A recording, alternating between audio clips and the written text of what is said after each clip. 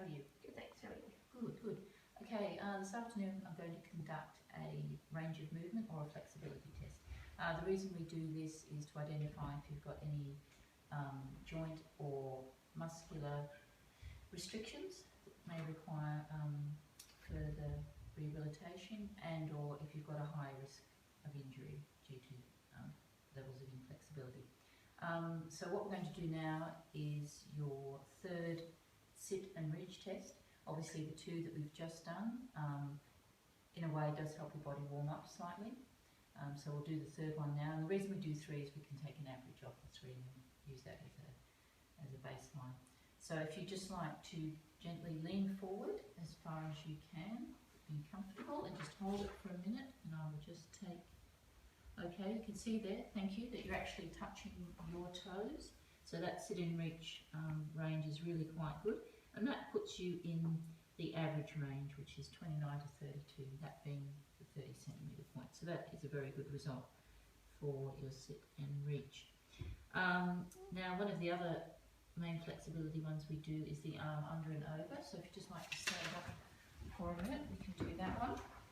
Now this is obviously to see the range of motion and flexibility in the shoulder muscles, and whether you've got any pre-existing tightness or, again, risk of injury in those areas. So we'll do the left arm over the top first. Yes. Yes.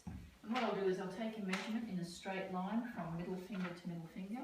Now we can actually see, or I can actually see, that that is quite a gap there. So that is 13 centimetres there of left over right. Okay, so that is actually what we call a negative measurement. Alright, we'll try it again with right over left. Okay, now that is clearly a lot better. That's touching, so that's very good. Thank you. Alright, so we regard that as an average, the fact that your fingertips are actually touching. Okay, so we can see that you've probably got an issue with the left side flexibility. Obviously there was a negative measurement there of negative 13, but with the right side you're a lot more flexible in that range of motion because you actually had them touching, which is an average measurement there as well. So probably based on those flexibility tests today, I'd say we won't have to refer you on to, say, another medical professional such as a physio, but in saying that, if you encountered an injury, particularly on your left side, and it became less flexible again, then we'd probably have to refer you to, say, someone like a physio. So do you have any questions about No, today?